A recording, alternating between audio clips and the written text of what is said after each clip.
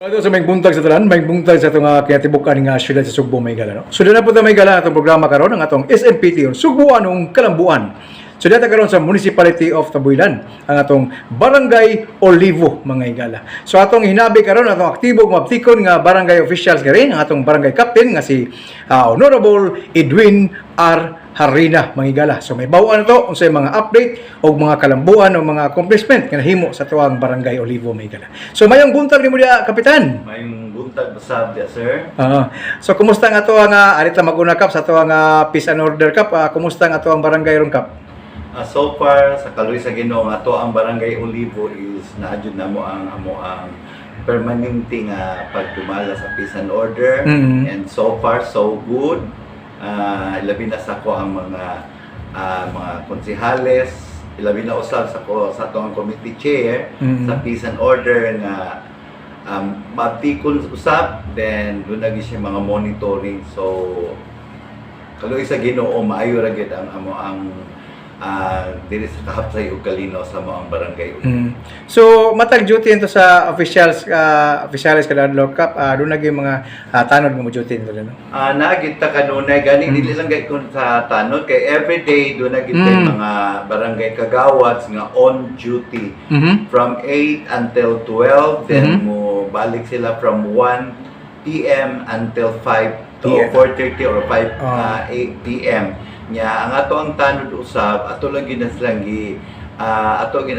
designate dili lang kay sa atong barangay ang atong pinaka kuan gid nato ang pinaka mabinantayon ginato ang ato ang school site. Ilabi na kay na kita sa ting klase apan aduna sana sila mo ari diri sa atong barangay kay gani ang ato ang mga barangay tanods nya duna sa usab kita mga barangay health workers nga everyday nga aduna gid sila duty. Then dili sad nato gyud namo, dili sa gyud nako maingon ta nga wala gyoy tao ang barangay hall kay mao man gid akong giingon nga naa taning responsibilidad mo trabaho gid ta. Okay kay kap no. So ang ato nga eskwelahan diri kap kada buntag naging siya tanon hangtod sa hapon no kay kuan man ta along the road man ta. Naman ta sa highway no ang atong eskwelahan. Kay gani ang regarding gani sa atong Peace and Order puno nako aduna gyud koy gipahimo nga mga barangay outpost. Nakita na nako. Aduna gyud sa adto sa mga site nga diin kana ganing gitawag nato nga medyo na siya mga delikado, so at least naman lang aware sad ta ilabi na sa ato ang mga barangay tanods ug sa ato ang mga konsehal. So never sad gyud ko nga moingon nga magpundo sila sa barangay kundi monitoring sa ato ang nanrabaho sa ato ang barangay. Of course, dako kayong pinaka-importante ang maong eskwelahan kay aron pagprotektar sa atong mga kabataan. So okay kay kap no. So at least nga ang atong Peace and Order nagid permi diri naka-update gid ato mga tanod no. Nindot kay kap no ako nakita kanina imuhang outpost no. Pila ni kabuk outpost kap? Doon na kami 5 ka barangay outpost. Nya ipuno usab nako aduna sad kami gitawag namo nga Barangay Anti-Drug Abuse Council meeting every month. Every month na siya. So ginamonitor gid sad na namo labi na sa to ang mga kapolisan sa na-assign namo nga barangay gitawag nato nga pulis sa barangay PSB. Matagbuan aduna gyud kami regular meeting kay usa ka na ka mga requirements ilabi na dili lang kay sa atong lungsod hangtod na sa atong probinsya sa Sugbo. Okay kap no. So ari na punta sa to ang environment kap atong unahang environment nato.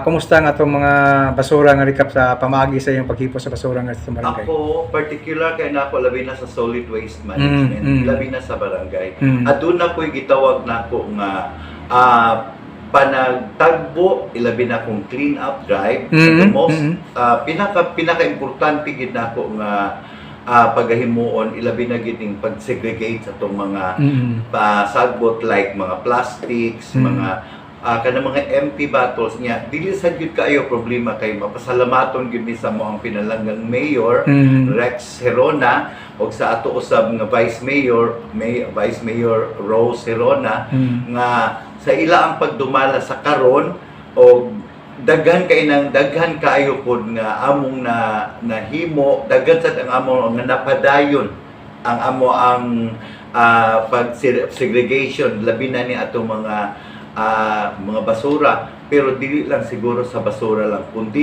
kung when it comes environmental protection, daghan tang pagahimuon labi na sa ato ang kalikupan, kaya ang ato ang giatiman karon tungod aning mga katalagman atong nahiaguman. Tingali kung magtinabangay lang ta, mas maanindot nga mapadayon nato ang ato ang pagpangga, pag-amuma sa atong kalikupan.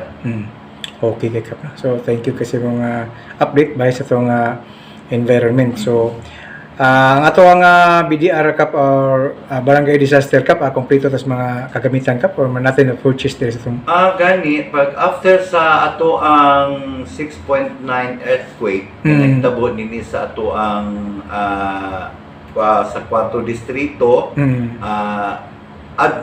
daan na gid nato, daan na gid na mo nga gihimo nga mo ang like mga equipments labi na sa atong BDRRM kay usa man jud na ka importante.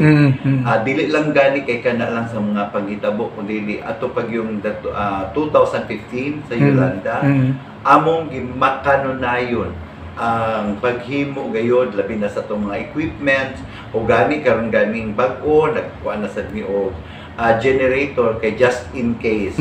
Aside sa generators, naatay mga ginagmay lang nato nga mga atong kahimuan nga dili lang nato ingon tang paabuton nga mao nay mahitabo apan atong pangandaman kay ang pagpaghitabo di man gyud nato mahibawan.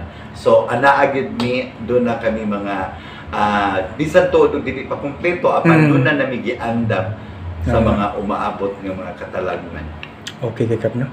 So diri sa to Kap, doon na tayo service sa barangay Kap. Aduna kitay service ato ang barangay gani mapasalamaton sad mi sa ato ang kanhi gobernadora si kanhi Gwen Garcia aduna siya gihatag nga TriCab muna atong emergency patrol unya ang barangay sad sa 20% aduna sad mi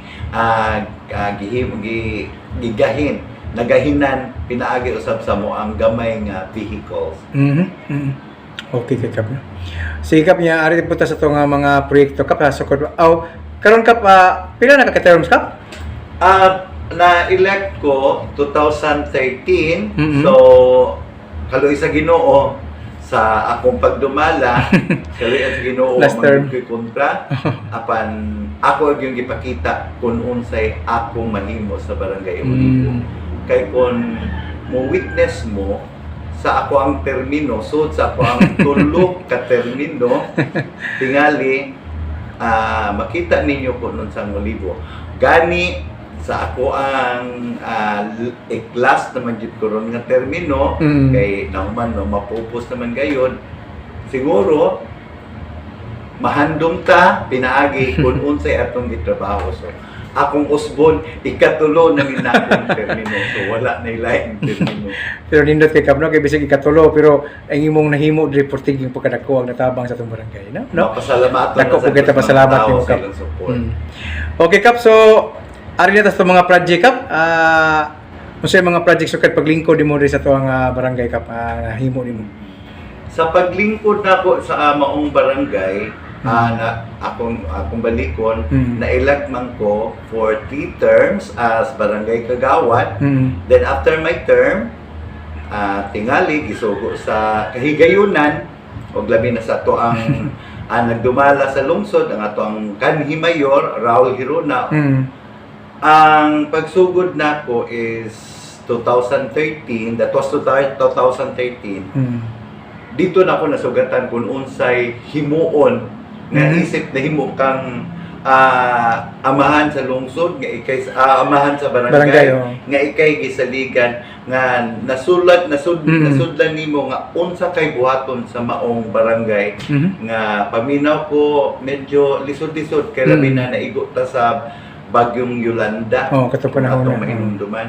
Kaloy sa Ginoo inabagan sa to ang kalahi natungkod ning maong barangay hall. Tinabangan usab sa ato ang kanhi mayor sa lungsod, Raul Hiruna, o gilabi na sa iya ang igsuon nga Vice Mayor kaniadto si Rex Herona, ug nahimo gid nato nga ang atong barangay hall natukod siya pinaagi ni ana. O ang ato usab nga pagkahuman nato ana, ang ato usab nga gilantaw kung unsa pa magilain nga ngayon natong buhaton pinaagi sa maong mga projects sa hantod na taon na to nga doon na natay barangay roads nga atong ikapuno from the LGU inabagan sa barangay local government unit o gani ang ato ang barangay road duha ni siya gilangkuban pinaagi sa maong lain nga barangay sa barangay Villahermosa. Nya pagkahuman niya na aduna kitay mga covered court. So ang covered court nato tulugid ni siya ka Purok ang maong covered court from Purok Adelpha kanang gitawag namo nga Sitio Cansimon, dayon sa Purok Calachuche kanang gitawag namo og Sitio Badya, o kaning usa na mo nga bag-o nga aduna kami gitukod since the Yolanda. Sa Yolanda kaning gitawag namo nga Olivo Heights nga inabagan sa ato ang NHA National Housing Authority nya mapasalamaton na gid ni Mayor Raul ug ni Mayor Rex nga sa ilaang pagdunar sa maong luna nga tukod ang ato ang housing project. Kunya ana kitay 220 household. Imagine na dako-dako yun. Nya nagkalaylain nga mga barangay. Sa pagtukod ni ana dito na tao day nato ang ato ang mga solar lights. Nanay so, ang atong solar lights ug ako wala ko malimot. Tinabangan ka na sa ato ang kanhi gobernadora Gwen Garcia. Dako kay siya dako sa check na himo sa panahon nga siya naglingkod. Nya nakita na sad nato ang ato ang solar lights nga dili na kita angay kahadlukan ingunta sa sulti pa lang sa tong kani mayor ang mga ungo kuno mo na mahadlok sa mga tao kay hayag na kayo kahayag. Pero ang sa pagkakaroon po ang kanina pong mga binuang mo na sad no gawas pero sige lang ang ato lang is mo inubanan gid nato ang na gitay pagbantay o pagmonitor. So ug ako pag yung ipuno ang mga daghan nato mga projects ang ato ang mga gitawag nato nga ang kanaganing sa konkreto sa ato ang kadalanan kay ato naman gid nang gilantaw nga medyo guba-guba na siya. So nakaplano ato ang mga pinalanggang mayor nga atong gipa-renovate ang maong mga kadalanan sa ato ang barangay. Nya gani nakita na nato kung unsa na gyud ang ato ang gitawag nato nga pag-abag, pagtinabangay, pinaagi ni ana sa maong proyekto. So tingali mo rin makaiwan ako nga unsa pa kahilain nato gimuon pinaagi sa maong mga projects sa panahon nga sila si Mayor Raul nga naglingkod sa panahon nga ilang giabagan sa to ang kani gobernadora. So ug ato kanang susihon sa pagkakaroon maanindot gayud ang ato ang mga projects gikan sa LGU hangtod nga giabagan sa to ang barangay local government unit. Nga aduna kantay gitawag na to nga 20%. Unya og atong isgutan ang maong mga projects nga napuno-puno nato ang kanang ato ang multipurpose building. Ato nakita karon ang among multipurpose building. Amo kanang gimo nga kanang health center. Gani og ato nang lantawon sa tibuok lungsod sa tibuok barangay mo ang ako ala siguro barangay mo dako ug ang health center kay dos andana siya. So second floor yung Oo, niya kana siya sa panahon gyud na sa ato ang congresswoman. Si kanhi congresswoman Jenny Salimbangon. Apan gihimo ka na giplano ka na sa panahon pa sa ato ang congressman Binhor Salimbangon. So nasundan ni kanhi congressman Jenny Salimbangon apan among giabagan kay dili magyud ingunta nga ang barangay pasagad lang pinaagi sa project kun dili ang barangay mo abag yun pinaagi sa maong proyekto. So dako sad namong pasalamat sa sa maong paghimo sa ato ang kanhi congresswoman. O tingal kana og maglantaw ninyo na dagan na kay tag mga gitawag nato nga nakabenepisyo. Then at the same time, atong himuon o sa ka-evacuation center. Kana gamit Oo. kayo. So, ug ato pagay hinumduman, nagamit na to na pinagi atong pandemic. Oo, so medyo nakaingon jud ko nga sa panahon sa akong paglingkod, naagid na ko sa kumunahuna nga kung unsay mahimo sa ato ang barangay para sa kaayuhan sa ato ang mga katawan sa barangay, ato gingimuon. Kay bisan pa man og moingon ta pananglitan ang pagpangatungdanan dili ni siya permanente. Ang pagpangatungdanan usa lang kini ka lumalabay. Apan himuon ang maong pagpangatong ng pangatungdanan usa ka ligasiya nga mahatagan ang maong barangay nga maanindot ang imong paghatag pagdumala, maanindot ang imong pagpakig-alayon sa mga katawhan. Kay ug akong una-unaon anaa ako'y populasyon nga 3,000 kapig Sus na yan. nga mga tao nga atong giatiman. Mo nang kung unsa pay atong mahimo nga atong ikatunol nila, ato jud himuon para lang sa kalambuan o pag-or naglambo nga barangay. Okay. Kunya og akong himuon ang maong tingali sa within my last term mga doon na kami gitawag ng mga upcoming projects. Kana ka po. Sa man ka. Ang among mga upcoming projects, kanina ko ako nagyud ni. Sa paglingkod sa ato ang bag-ong congressman, San Shimura, mapasalamaton sa gyud ko, nga doon ako'y 5 milyones nga project nga umaabot ang kaning atong barangay hall kay nakuha naman gyud ko ning taon ni Salinog na ako'y 5 milyones nga atong gigahin niini nya aduna na sa usab kitay 5 milyones nga lain na po sa ato ang senior citizen SK ug sa atong PWD. So pamino ko dako nagitag kahimuan ana dako nagkalambuan ka atong barangay ka. Oo, nagyud ta magaingon pa nga unsa pagyud mo nang ato na lang nagihuat-huat kana puhon maabot naman gyud na. Unya ang sa 20% namo kani siya na-realize na anay gitrabaho doon na tayo covered court sa covered court na to nga canopy atong ato siya Girehab. Girehab na to para murag medyo mahamugaway lang sa tagamay.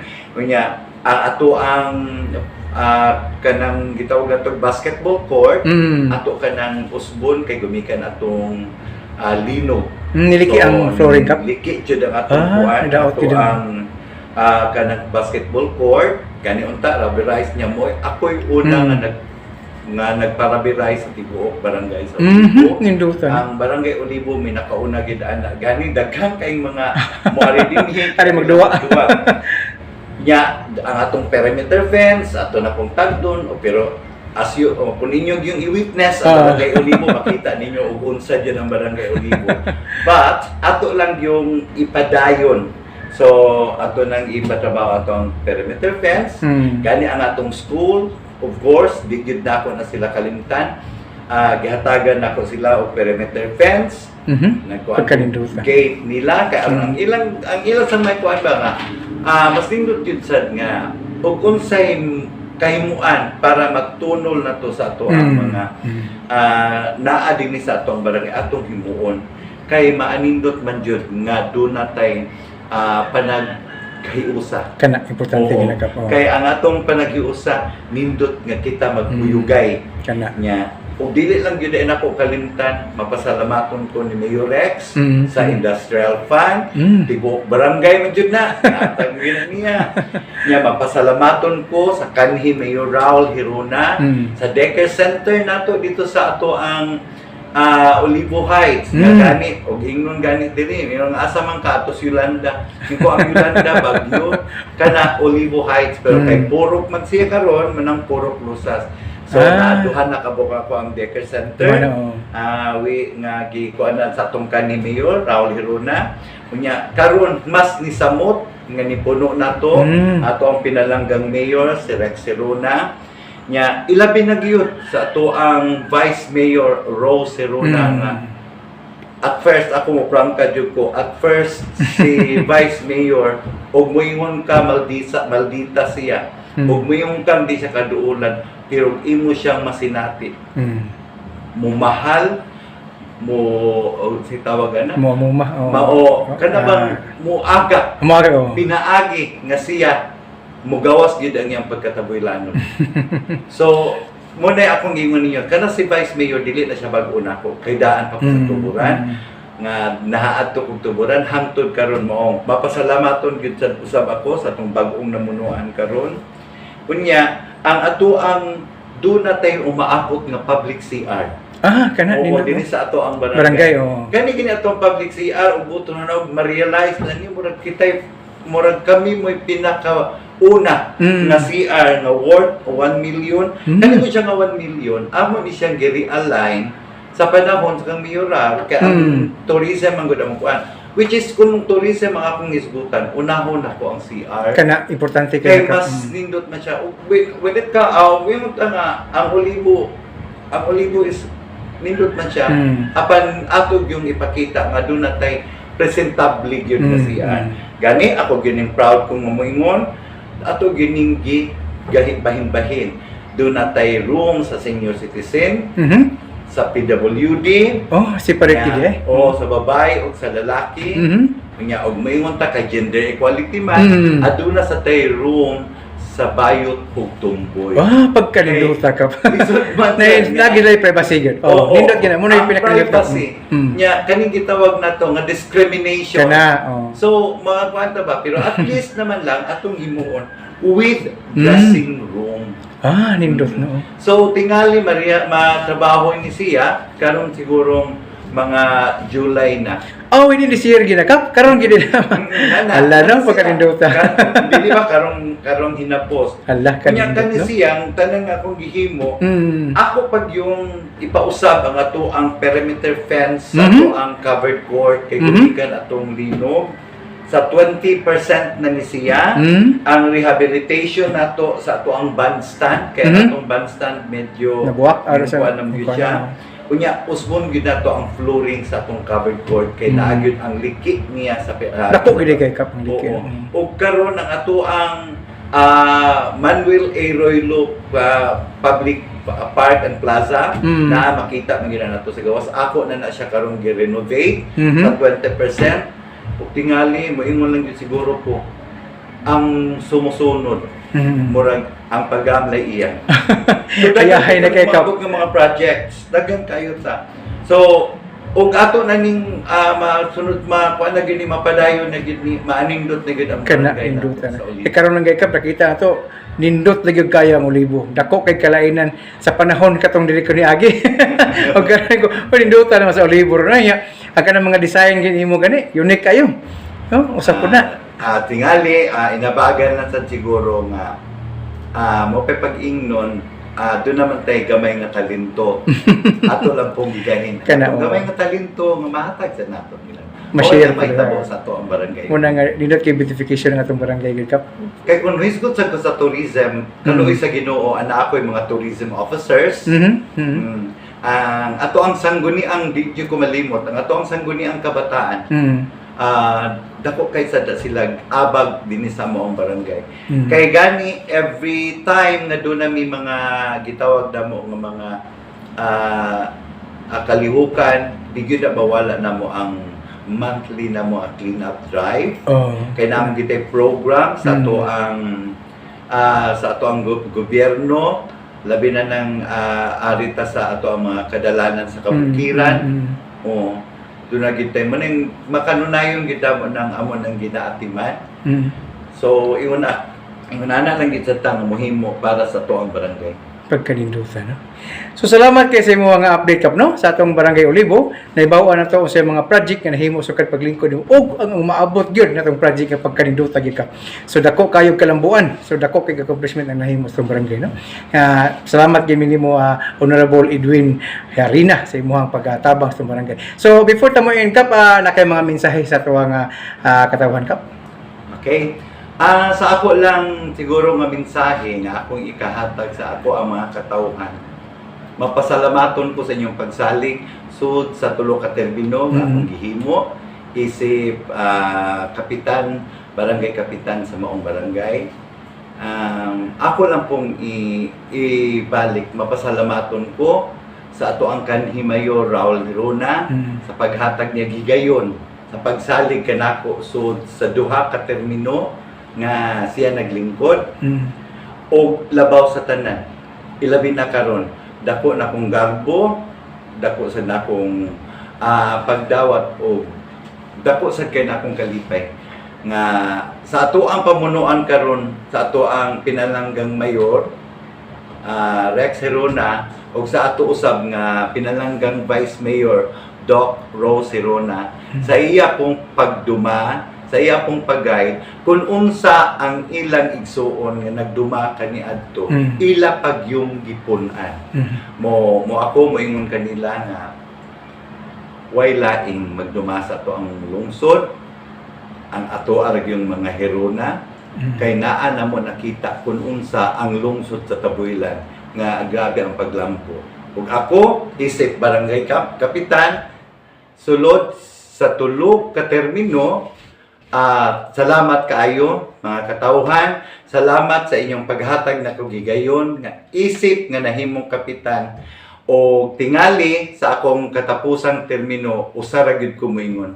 Ampingan nato kung unsay naa sa barangay Olivo, ampingan nato kung unsay atong gihimo sa barangay Olivo, labaw sa tanan, ampingan nato ang atong kaugalingon sa tanang mga kalihukan, sa tanang mga gitawag nato nga sa ato ang pagtinabangay.